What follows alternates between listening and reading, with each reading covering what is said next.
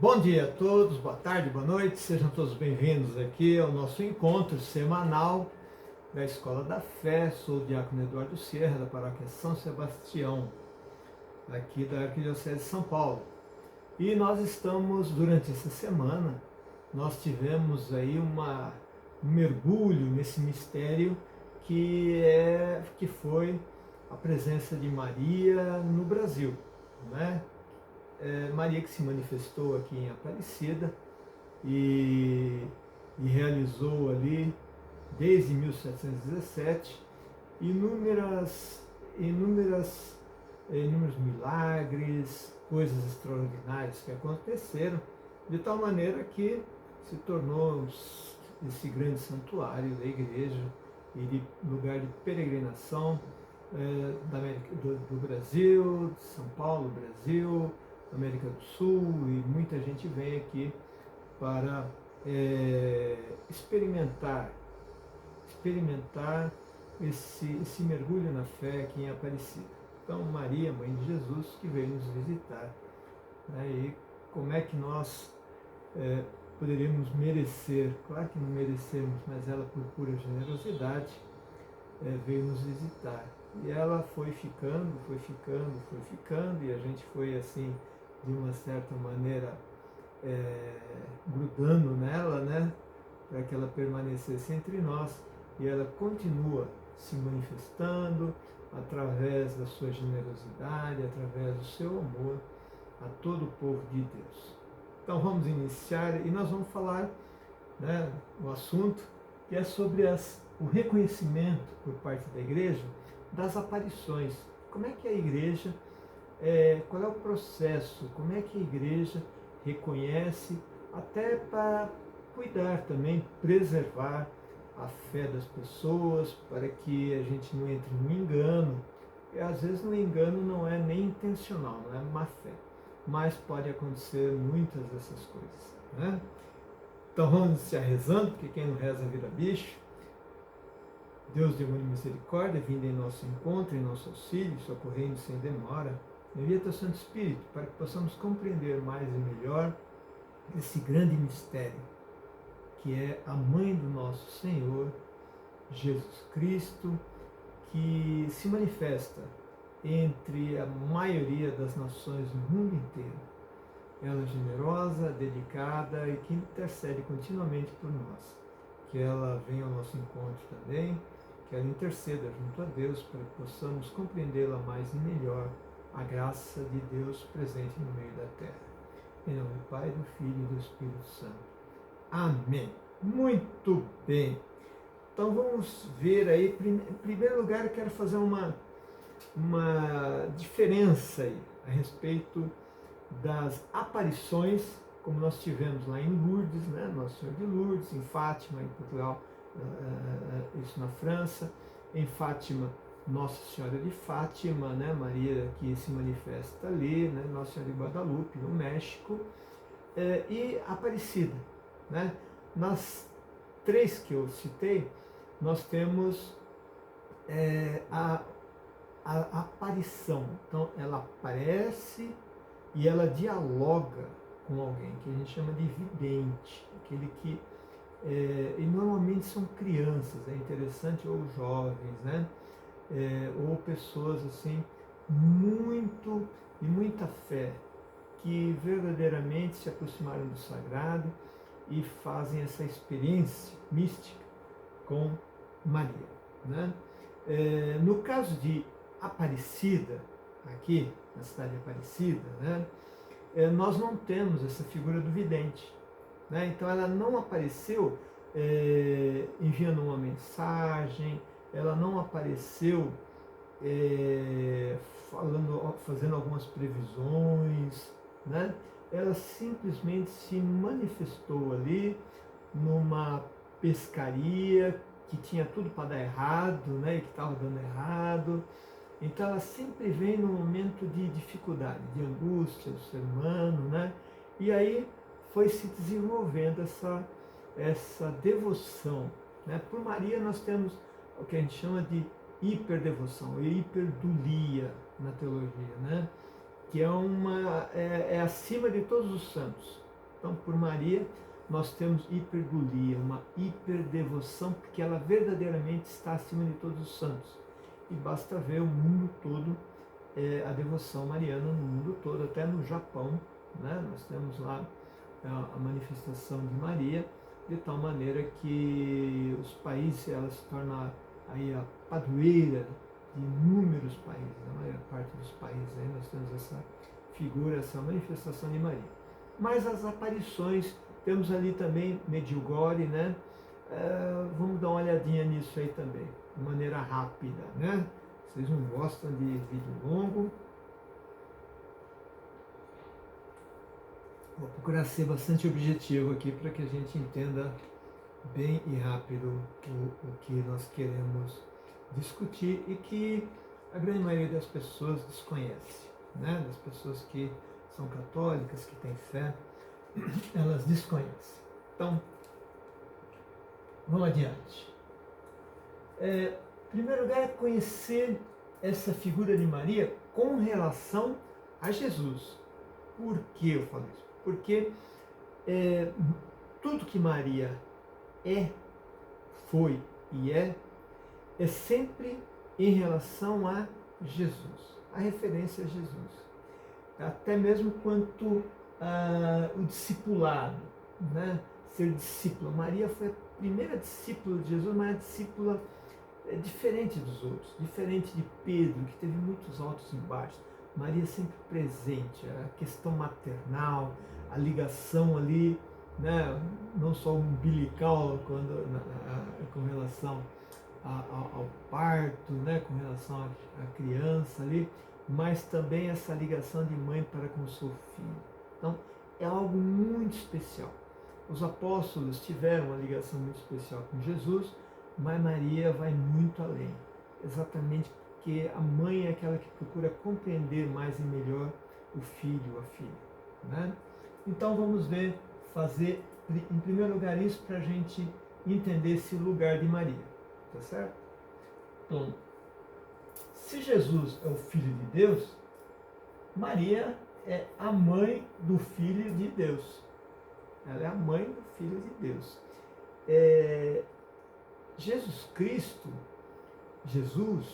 ele tem uma união ali entre Espírito e como Filho de Deus, segunda pessoa da Trindade, e também a seu corpo.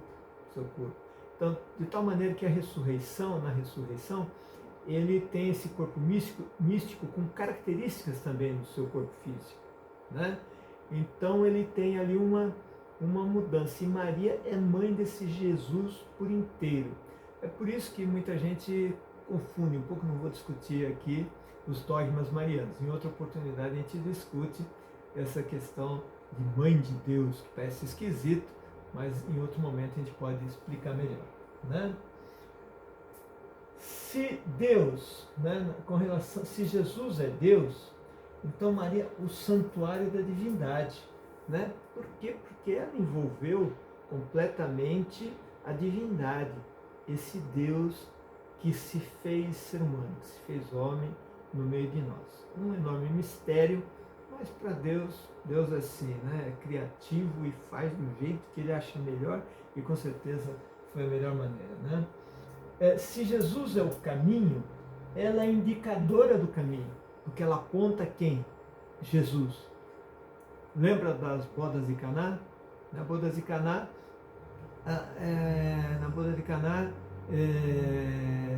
Maria fala assim aos que servem lá, né? Porque Jesus ele é um pouco ali, né? Ele não fala diretamente, mas Maria fala assim: fazei tudo o que ele vos disser, né? Isto é, ela aponta para quem? Para Jesus. E essa frase ecoa ao longo dos anos até nós. Continua falando, Maria: fazei tudo o que ele vos disser. Será que se a gente fizesse tudo o que Jesus disse e nos ensinou, será que esse mundo não estaria bem melhor, não? Acredito que sim, né? Com certeza sim. Isso é uma indicação do caminho que Maria nos propõe, que Maria nos coloca, que está lá no primeiro sinal do Evangelho de João. né? Quando transforma água em vinho. Se Jesus é a verdade, ela é a testemunha da verdade. E Jesus também vai dizer: eu vim dar testemunho à verdade. E Maria se une a Jesus para dar o testemunho à verdade. Então, nas aparições, nós temos ali alguém que vai dar testemunho da verdade, que é Jesus Cristo. Né? Que é Jesus Cristo. Se Jesus é a vida, né? Maria é o lugar onde a vida iniciou-se. Lembra-se que em Maria nós temos em Jesus uma nova humanidade. Maria é até chamada de Eva, né? Uma nova humanidade. Maria é chamada de Eva. Então, iniciou-se a vida, uma nova vida para o ser humano. Não aquela do Adão e Eva, né? E toda aquela caminhada deles ali, que foi um caminho também, através da antiga aliança, né? De Moisés, mas Maria inicia ali, é aquela que acolhe essa nova vida, onde se inicia essa nova vida em Jesus Cristo. Jesus diz: eu sou o caminho, a verdade e a vida. Né? Se Jesus é sabedoria, por excelência Jesus é sabedoria. Está apontado no Antigo Testamento, nos livros sapienciais, são 7 sapienciais do Antigo Testamento, que apontam sempre para Jesus. Sabedoria aponta para Jesus. Então Jesus é essa fonte de sabedoria. A sabedoria faz com que você escolha entre o bem e o mal. Né? Essa é a grande sabedoria. Sabedoria é aquela que faz com que a gente evolua, cresça, se prepare espiritualmente para a eternidade. Né? Então esse é Jesus, a sabedoria, e Maria é a sede da sabedoria. Né? Já escutamos isso muitas vezes, é a sede, onde a sabedoria foi envolvida ali. Né? Se Jesus é aliança, né? Jesus promove a nova e eterna aliança. Tomai, este é o meu sangue, o sangue da nova e eterna aliança, que será derramado por vós e por todos para a remissão dos pecados. Então, essa nova e eterna aliança, né, Maria se torna a arca da aliança. No Antigo Testamento, a arca, ela era sagrada. Né? A arca era a presença de Deus permanente ali. Né? Tanto que as pessoas não podiam tocar. Se estivessem impuras, a pessoa morria. Tamanha era a diferença entre o impuro e o puro, a pureza de Deus, que a pessoa morria. Né? Então, tem outras coisas, mas não vou entrar nessa questão. Mas, então Maria é a arca dessa nova e eterna aliança. Está dando para perceber aí a importância de Maria nesse contexto da salvação, nessa caminhada da salvação? Então é isso que a gente vai entender, e aí nós temos as aparições, como é que ocorre. Ainda as imagens, as principais imagens de Maria na história. Na antiguidade, Maria é chamada de Mãe de Deus. Eu não vou falar sobre eu vou fazer um outro só a respeito desses dogmas marianos que nós chamamos, né? Que foi lá no Concílio de Éfeso, etc. Não vou falar agora. Na antiguidade também era chamada de Virgem, Rainha, né? Salve Rainha, Mãe de Misericórdia, já lá na antiguidade. Aí estamos falando na Idade Média, passou a receber esse nome, Nossa Senhora e Mãe de Misericórdia.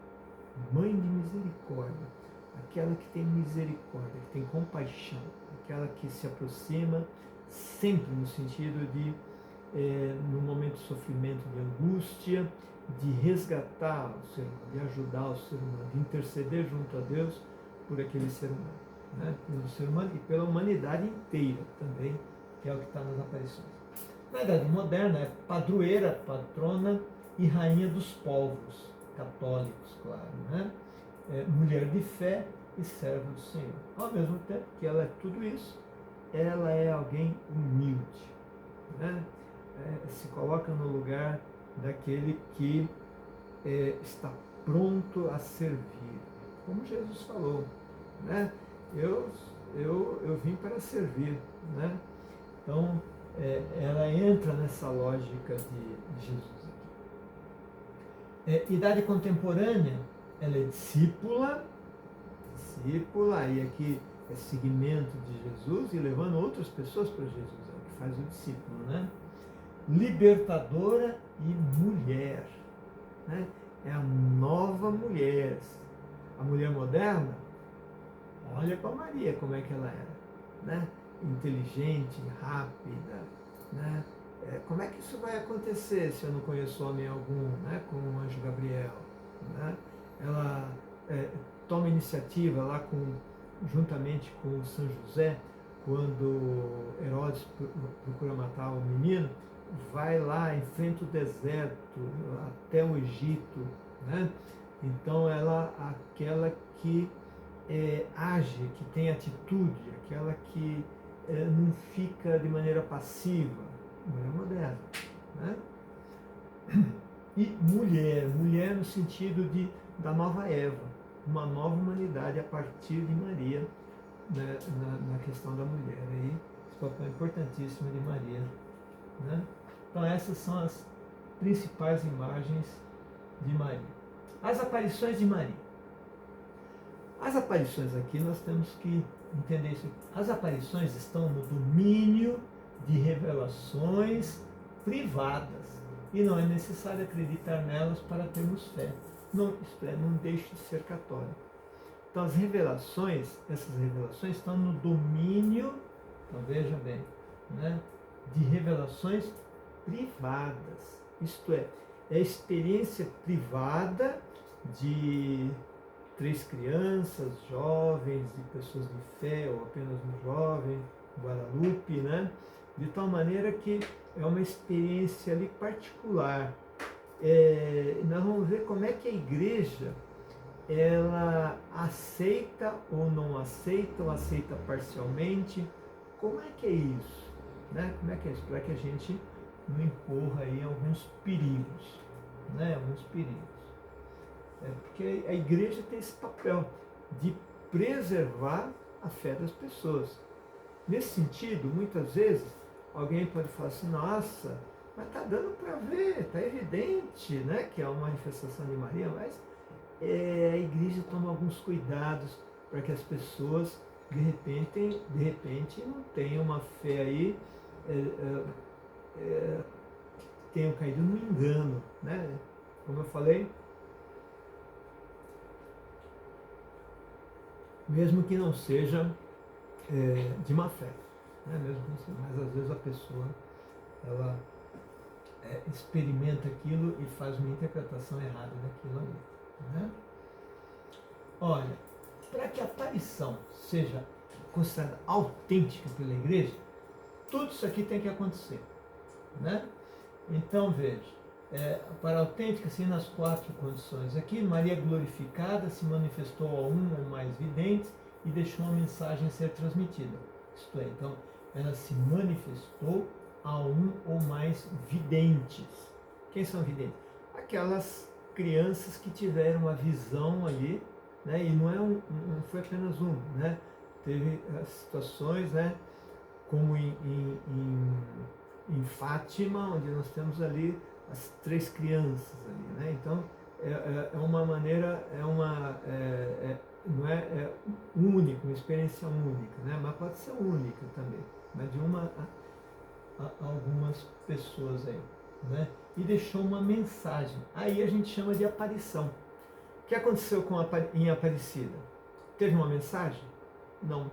Teve um vidente que apareceu, alguém que foi lá e Maria conversou, falou, olha, 1717, o que aconteceu em 1717? O que aconteceu naquele período ali? Nós tivemos os navios negreiros, né? Aquela coisa da escravidão, aquela coisa terrível, né? De submeter o outro a trabalhos forçados, a desvalorizar o ser humano apenas por causa da sua cor, por ser negro, por ser preto, né? Então, ali você não tem. Porém, ela se manifesta preta, né? Manifesta preta. Aí você fala assim, não, mas poderia ser o fundo, o lodo lá no fundo do rio, que tivesse mais escuro e não sei o que, não sei o que lá. Deus faz as coisas do jeito que Ele acha melhor e ficou ali. Né? Nós temos a questão da princesa Isabel, que ela teve ali uma graça de Maria, tanto que ela é que fornece ali uma coroa, né, de ouro e tal, porque recebeu um milagre. E vai ser essa princesa Isabel que vai decretar o quê? Né? Abolição, né, com a lei áurea. Está dando para entender aí essa ação divina permeando as coisas e como elas vão acontecendo? Né? Então vamos lá. Então, quais são essas 4 coisas? Primeira pergunta, ela ajuda a melhorar a minha espiritualidade? Isto é, eu passo a ter uma proximidade maior, né, com o sagrado, com o divino, a partir dessa chamada aparição? Se sim, e é necessário que isso ocorra, é uma das que é necessário isso aqui. É suficiente? Não, não é suficiente. Apenas melhorar a minha espiritualidade, minha relação com o sagrado, eu melhorar como católico, não é suficiente. Segundo, ela ajuda a aumentar a minha fé e ter uma fé mais profunda. Fé em quem? Fé em Jesus Cristo. Porque ela aponta, lembra? Ela aponta o caminho, que é Jesus Cristo. Então, ela tem essa mensagem, tem que me ajudar a me aproximar mais do seu filho, porque ela é discípula de Jesus. Então, essa aparição, para que a gente considere ela digna de respeito aí, né? Autêntica, né? É preciso que ajude a aumentar a minha fé. Então tem que ter sim aqui também. Então tem que ter sim aqui na espiritualidade, na questão maior do sagrado e na fé, acreditar. A fé está ligada nisso, ter mais confiança. Né? Terceira questão, e que precisa ser sim, ela não se opõe ao ensinamento da igreja. A igreja tem 2000 anos de caminhada. Temos Santo Agostinho, que escreveu de uma maneira maravilhosa. Santo Agostinho, que ele, quando a gente fala em pecado original de Adão e Eva lá, e depois que Maria nasceu sem o pecado original, né? Pecado original, quem escreveu, definiu como pecado original foi Santo Agostinho. Não está escrito na Bíblia lá, pecado original. Mas Santo Agostinho é o pecado origem de todas as coisas. Né? A questão do querer ser igual a Deus, querer mandar, querer ser melhor que o outro. Né? Está lá no pecado original de Adão e Eva, que foi Santo Agostinho. Então, os ensinamentos da igreja não podem confrontar. Né? Santo Tomás de Aquino, Santa Teresa d'Ávila, né? Nossos grandes santos, Francisco Xavier, místicos, enfim, não podem ser confrontados. Santa Teresinha de Jesus, né? Então aqueles ensinamentos e que são tradicionais, que vêm caminhando, que já foram experimentados, então essa aparição não pode ir contra, senão, opa, esse vidente aí, ele não está falando que Maria não falaria isso. Né? Maria não falaria isso. Quarto, ela me leva a uma reconciliação verdadeira com Deus e com nossos irmãos. Então veja, então não é para criar divisões, tá certo? Não é para criar divisões. Se essa mensagem de alguma maneira me cria divisões, cria antagonismos, né? Cria polarização, né? No mundo atual, do jeito que nós estamos aí na questão política, e não só brasileira, mas no mundo inteiro, né? Então a mensagem não pode levar a divisões, a polarizações, a de alguma maneira odiar o outro, né? Ou a dizer, não, esse aqui é verdadeiro, esse aqui é o outro não. Então, com Deus e com nossos irmãos. Então não posso entrar em crise com Deus nem com os irmãos, né? Ter sentimentos negativos ou criar dúvidas a respeito de Deus e com os irmãos. Então, a aparição tem que atender essas quatro questões aqui, dizer sim. Mas tem um detalhe também. De repente a coisa pode não pegar aqui, mas nós temos algumas coisas com relação às visões. Visão é uma coisa que alguns podem ver, outros não. Você pode ter uma visão, e a visão pode ser até com olho fechado, a visão, né? Por quê? Porque ela atende ao coração, né? Aquela visão interior, aquela experiência mística que a gente chama, né? Aquela experiência mística com o sagrado, com o divino, com Maria, no caso aqui, né? Então, é uma experiência mística, extraordinária, onde se afirma ter visto a Maria. É isso, ter visto a Maria. E no caso, que tem que ter, nas aparições, uma mensagem. Tem que ter uma mensagem. Não dá para ser assim, por exemplo, eu vi Maria passando ali. Né? Maria passando ali. Bom, vamos ver isso aí, como é que é isso aí? Isso aí melhora a minha espiritualidade? Alguém ter visto Maria? Aumenta a minha fé? Mais ou menos. A pessoa pode ter se enganado. Né? Ela não se opõe ao ensinamento da igreja? Não. Né? Ela me leva a uma reconciliação verdadeira com Deus e com os irmãos? Não. Né? Pode ser, mas eu tenho que ter aí algumas... essa questão de ter a visão, nós vamos ver com mais clareza aqui para a gente entender isso aqui. Né? Temos três casos que já são consolidados, né? Que é a Nossa Senhora de Fátima, a aparição em Fátima, né? Nossa Senhora de Lourdes e Guadalupe. Né? Mas nós temos mais recentemente no começo do século praticamente, em 84, no fim do século passado, né? Nós temos as aparições de Medjugorje, né? Que é extremamente complexo.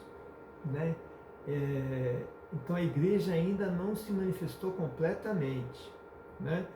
Claro que muitos padres, bispos, etc., podem ter se manifestado. E aqui a gente não está dizendo que é falso ou que não é falso, que é verdadeiro ou que não é verdadeiro. Apenas nós estamos mostrando aqui como é esse processo, como é que a gente tem que enxergar isso. Né? Então teve uma experiência lá em 1º de março de 84, né, uma quinta-feira, que Nossa Senhora começou a dar as mensagens através da vidente Marija Pavlovich, né, para guiar a paróquia de Medjugorje. Né, e aí nós temos aqui 6 videntes. Né. Aí nós temos, só que o que acontece? Como é que nós falamos? Temos que ver se a mensagem ela não entra em contradição com a tradição da igreja, com a Sagrada Escritura, com a fé, se ela aumenta a fé, etc. Né? Mas olha a complicação aqui. Um cálculo feito pela Diocese de Mostar mostrou que até 2007 foram dadas 37.238 mensagens de Nossa Senhora. Então veja a quantidade de mensagens e como é que a gente faz para analisar tudo isso até a igreja se debruçar, falar, olha, vamos erguer aqui uma basílica e vamos lugar de peregrinação, etc, etc. Né? Complicou um pouco aqui. Né? Mas vamos lá. Então nós temos uma das mensagens que eu peguei aqui: queridos filhos, desejo em particular convidar vocês nessa tarde para serem perseverantes nas provações. Uma mensagem para aprofundar a fé, né? Nas provações, nas dificuldades. Né? Considerem o quanto o Onipotente ainda hoje sofre por causa dos seus pecados. Então o pecado ele quebra essa relação com Deus, né? Ele nos afasta de Deus e de tal maneira que é preciso que a gente se reconcilie com Deus, né? Por esse motivo, quando vierem os sofrimentos, ofereçam-nos em sacrifício a Deus. Então, é para agregar o meu sofrimento ao sofrimento de Jesus Cristo na cruz, né? Juntar, e aí nós temos a ressurreição, nós temos, né? De tal maneira que esse sofrimento seja de alguma maneira possa ser superado, né? Possa ser superado, né? Obrigado por terem respondido ao meu chamado. Então esse é uma das mensagens lá da evidência. Temos um probleminha aqui, por esse motivo, considero o quanto o onipotente ainda hoje sofre por causa dos seus pecados. Esse sofre aqui foi discutido e tem sido discutido, né? Na eternidade, Deus, se for sofrimento, como a gente considera, né? Nossa, que angústia, sofrimento, dor, né? Deus está na glória, na Trindade Santa, não existe esse sofrimento. Aqui pode ser um sofrimento no sentido de lamentar, né? Deus pode lamentar, falando, nossa, eles estão sofrendo, poderiam ser mais felizes, poderiam ter uma vida melhor, mas entraram por esse caminho, né? Nesse sentido. Então, na parte teológica, isso vai sendo discutido. Mas vamos ver como é que acontece aqui. Então, a questão ainda do reconhecimento. Como reconhecer essa autenticidade? A fé cristã não pode aceitar revelações que pretendam superar ou corrigir a revelação da qual Jesus Cristo é a perfeição. Então não pode ter nada que vá além de tudo que foi revelado no Novo Testamento. Ali a plenitude, né? Na plenitude dos tempos, o Verbo se fez carne e o Verbo se fez homem e se encarnou entre nós, né? Então ali Jesus disse tudo o que era preciso dizer para a nossa salvação e fez também, e mostrou atitude para que nós pudéssemos nos salvar. Está tudo ali.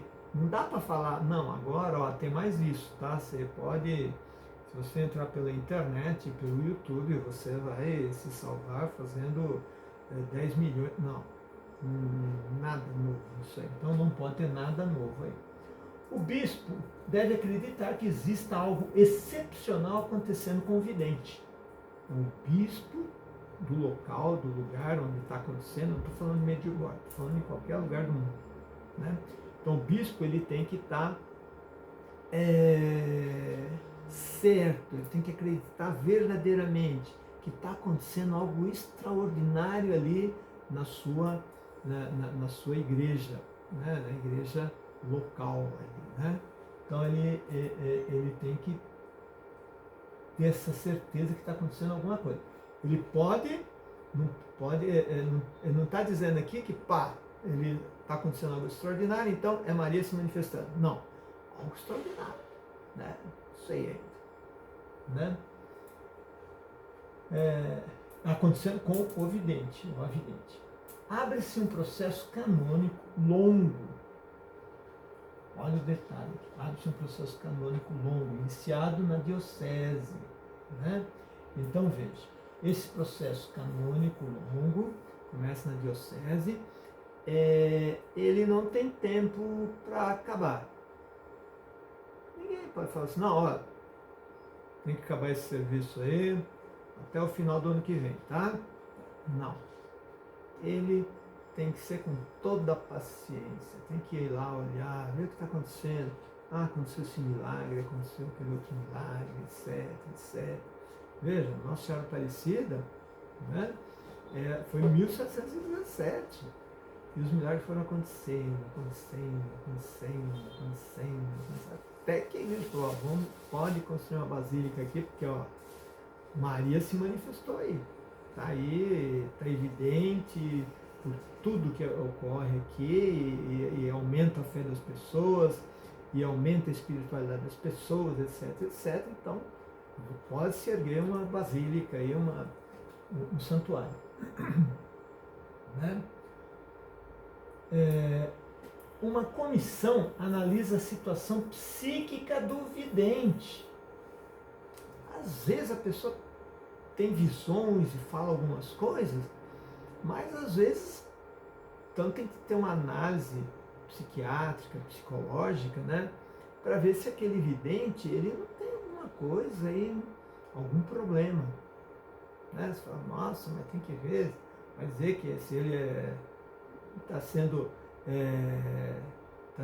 de mal fajuto aí, né, fazendo essa... Não, é simplesmente para preservar a fé das pessoas.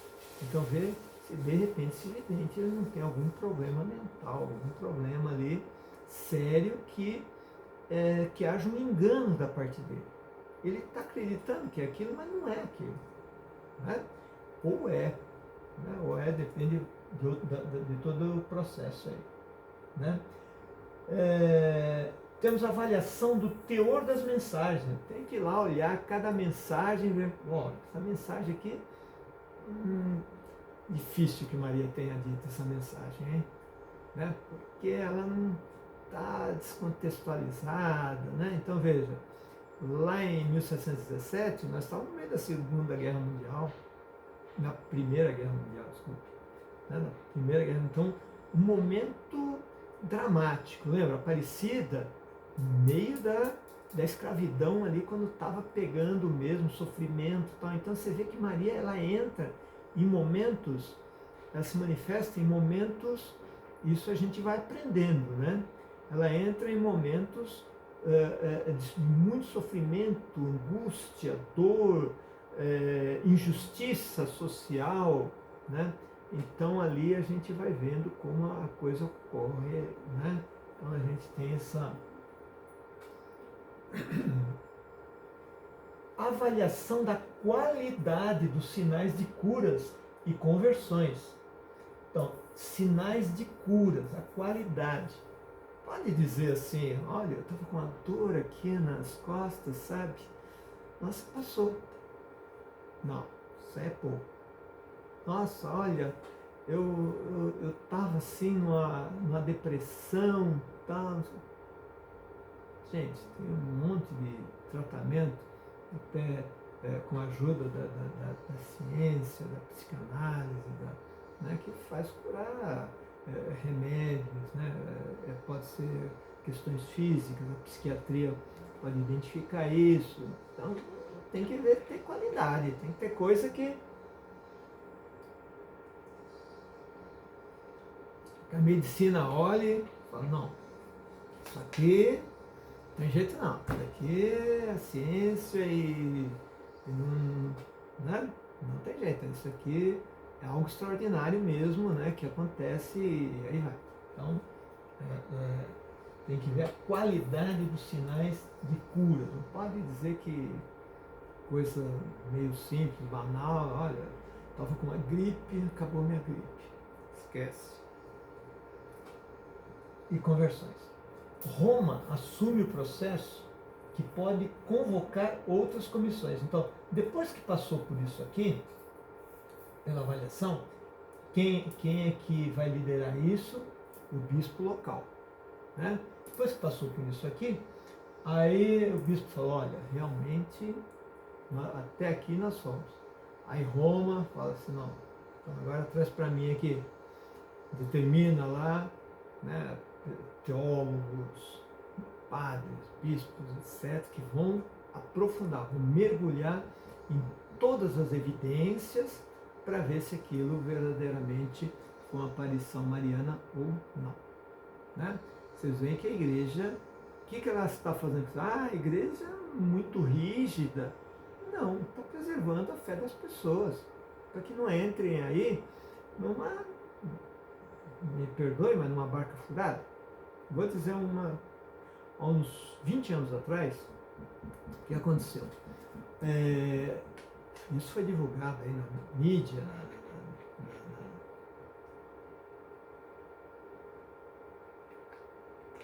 nós tivemos aqui uma que nós chamamos, foi chamada de Nossa Senhora da Janela. O que aconteceu? Numa janela de vidro, de repente, a pessoa olhou lá e tinha a figura de Maria de lado, assim, figura de Maria, tal. E aí, a pessoa falou, olha, não sei o que aconteceu aqui. Apareceu isso aqui, de um dia para o outro aconteceu isso aqui. Né? E aí, muita gente começou a ficar impressionada, tá? E começaram a ir lá fazer peregrinações. Aí um falou, olha, eu estava com não sei o que lá e me curei. Aí a coisa foi. Aí foi. Né? E aí, na época até, me chamaram para ir lá. Tinha um grupo lá na paróquia, que falou assim, olha, diácono, vamos lá, tal, vamos conhecer. Eu falei, deixa passar mais um pouquinho, né? Deixa passar mais um tempo. A igreja, ela faz isso. Deixa passar aí esses padre, bispo, né? Aí depois a pessoa, ao longo do tempo, tem outro, a pessoa morre, vai para outro lugar, aí vem outro, aí continua acontecendo. Aí a igreja fala, opa, o negócio ali está acontecendo alguma coisa mesmo. Né? E aí ela mergulha mais. Mas a Nossa Senhora da Janela lá, ela queria que eu fosse, falei, não, vamos, espera mais um pouco. E aí, e peregrinações e reportagens na TV, etc, etc, e aquelas filas, e gente vendendo coisa e não sei o quê, e diziam que estavam acontecendo algumas maravilhas lá, que poderia ser manifestações ali, até algumas manifestações, né? Bom, até que chegou um grupo lá, padres, etc., olharam bem, foram analisar, falaram assim, vamos lavar essa janela. Aí foram lá, lavaram a janela. O que aconteceu? A imagem sumiu. O que tinha sido? Não ter lavado? Não estamos falando em má fé. Mas a pessoa lá lavou, passou algum produto na janela, e virando assim, parecia uma senhora de lado, assim, toda rotada e tal. E não era mais. Aí começaram a falar, tá vendo? Lavou, uma senhora sumiu, que ficou brava, porque não sei o quê. Não, Maria não é assim. Maria em primeiro lugar, humilde, generosa, bondosa. Não é porque lavou a janela que já vai, né, a coisa fica... Ela ia sumir de lá, se ela estivesse se manifestando naquela casa ali. Né? O que aconteceu é que depois todo mundo sumiu, ninguém falou mais nada.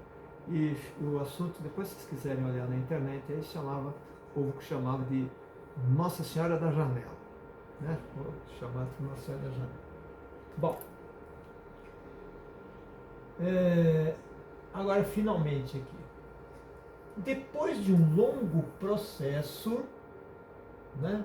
Depois de um longo processo, Roma, etc., e continua acontecendo ali coisas maravilhosas, e vai peregrinação, etc. Até ali a igreja falou alguma coisa?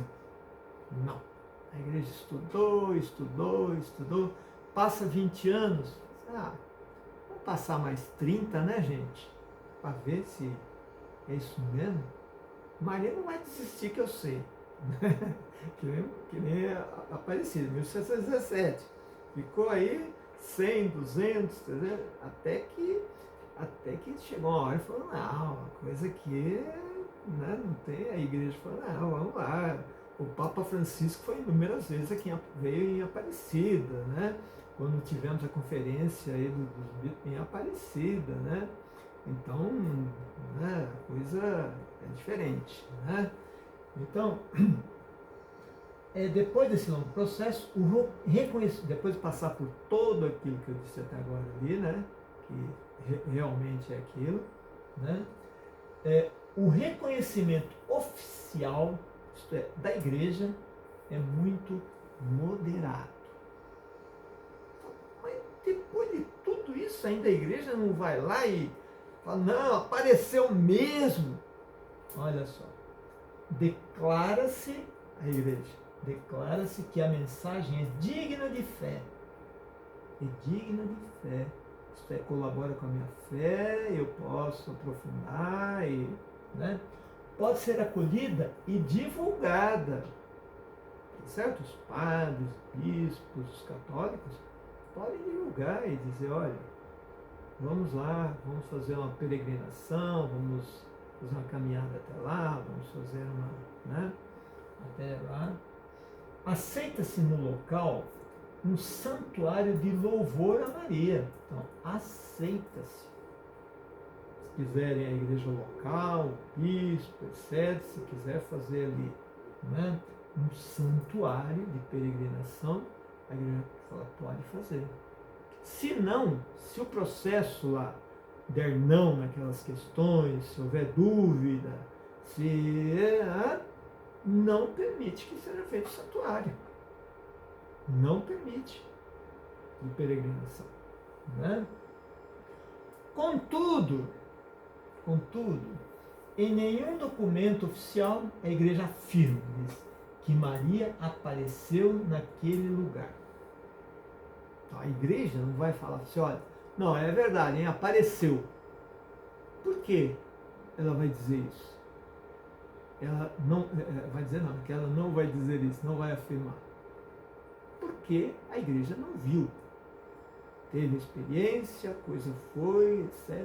Então, quando a gente fala uma peregrinação a esses lugares marianos, a gente pode ir com mais confiança, que verdadeiramente a igreja, ela considera aquele espaço como um lugar sagrado, um lugar de veneração, onde as pessoas podem ir lá, aprofundar a fé, mas a igreja em si fala, ela fala assim, você pode fazer tudo isso, mas eu não vi Maria lá. Quem viu foram os videntes. E nós vimos que os videntes, eles não têm nenhum problema, né, de saúde mental, física, psicológica lá, não nos pareceu, etc, etc. Então, pode ir lá. Tá dando? Deu para entender aí? Esse texto todo aí nós tiramos do Afonso Murad, doutor em teologia e mariologia.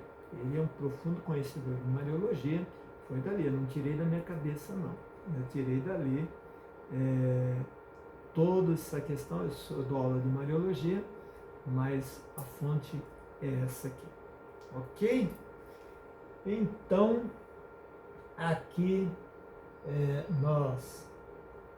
nós encerramos esse nosso encontro. Eu espero ter contribuído, que vocês tenham entendido mais e melhor.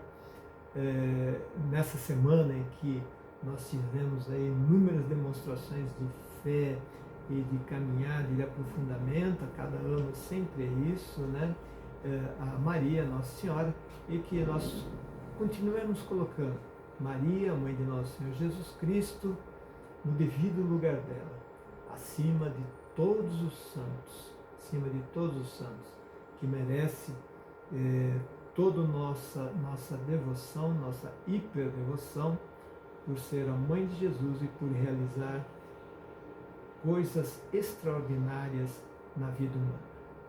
Assim nos despedimos na Trindade Santa, em nome do Pai, do Filho e do Espírito Santo.